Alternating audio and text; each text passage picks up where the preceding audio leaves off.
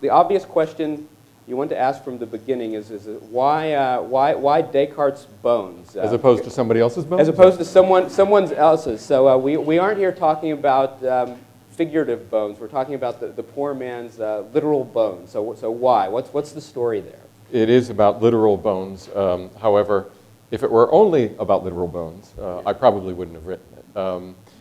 What attracted me about it, well, I'll back up and say that the way I came at this story was via the previous book, The Island at the Center of the World, about the Dutch founding of New York. And one of the central figures in that story is a man named Adrian van der Donck, who came from the Dutch Republic, and he attended Leiden University and studied law. And in my mind, he's sort of the unheralded father of New York City. And he brought all of these ideas about this colony and what it could be, which had an imprint on what New York became.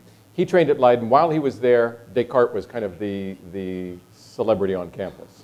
And this was, he was there at the time that Descartes published the Discourse on the Method, his groundbreaking book. And I had studied philosophy at college, and I'd always studied Descartes. Where I studied it, when I studied it, it was very much a grand conversation, history of ideas, where Plato says this and Locke answers that, and Bertrand Russell replies this. And it was very much divorced from history and real events.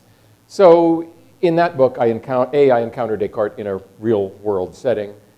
And then while reading about Descartes at Leiden at the time, I encountered this odd footnoted reference to the fact that 16 years after he died, they dug him up and people began taking pieces of him. And that just pleased me. It's as simple as that.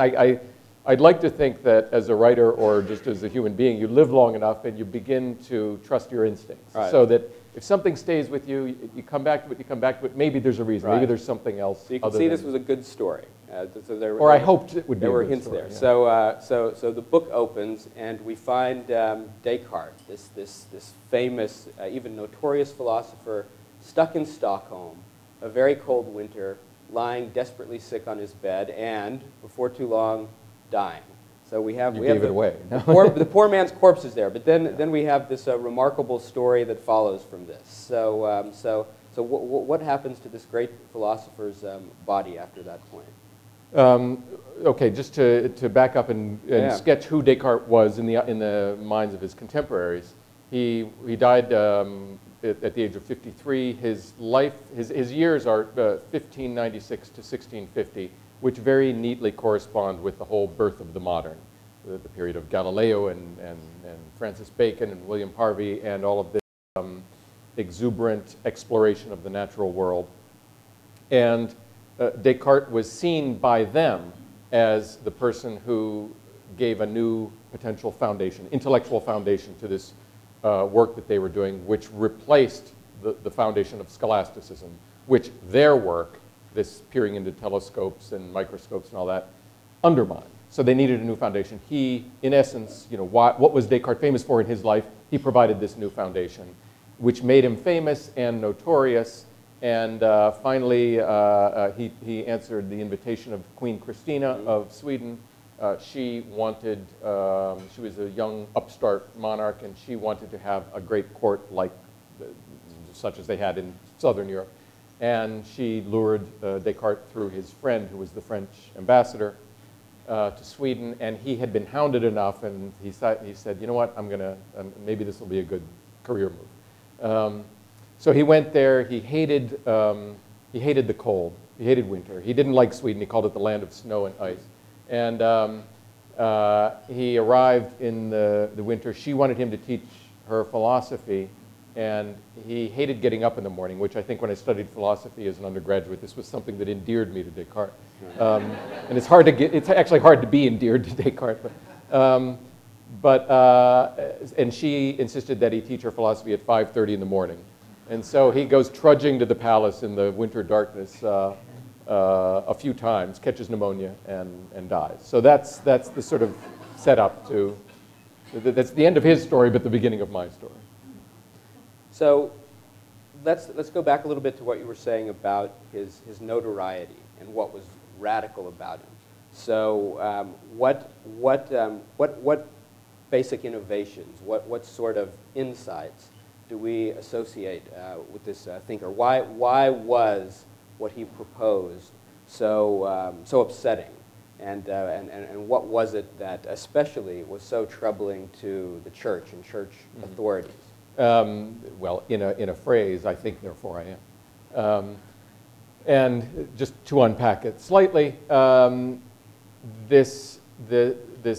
work that was being done in the early 17th century was terribly exciting and terribly unsettling, often at the same time, because it was giving new insights into the universe, but at the same time it was undermining this school of thought that had been developed over 1,000 years, which was based on the work of Aristotle and other ancient writers and blended with Christian teaching. And scholasticism is easy to ridicule, but it lasted for a long time because it explained fairly well all sorts of, basically everything. Why the sun rises and why objects fall to earth and what the meaning of life is. So their work threatened this in a lot of different ways. And Descartes too felt threatened. And he, starting from the time when he went to school, he studied at a famous Jesuit school, and after that, in late teens, early 20s, in common with a lot of people, you have kind of a crisis of meaning at that time. And he reached a point where he said, I don't trust anything that I've been taught. And so then he famously decided that he would go through all of the pieces of wisdom that he had learned and sound them. And he decided that, and he said this is only a test, and he was careful to say this is only a test because some of these things were the bodily resurrection of Jesus Christ, things that if you pronounced this is untrue, you could get in trouble. So he kind of said, don't try this at home. And so he famously sits there and sounds each one to test its clear and distinctness. And one by one, he finds them all wanting, until finally he comes to something that he can't doubt. This is the famous Cartesian doubt, and that is the fact that there is a mind thinking these thoughts. It's not even I think, therefore I am, but there's thought going on. You can't logically deny that. And so he then says, all right, however humble that is, that's going to be my basis. And that then, as he extrapolates in the Discourse on the Method, this tiny book, and then in many other books, that then becomes this foundation, because the mind in its good sense, however wayward it might be, is the best way forward, better than received wisdom from the church and the state.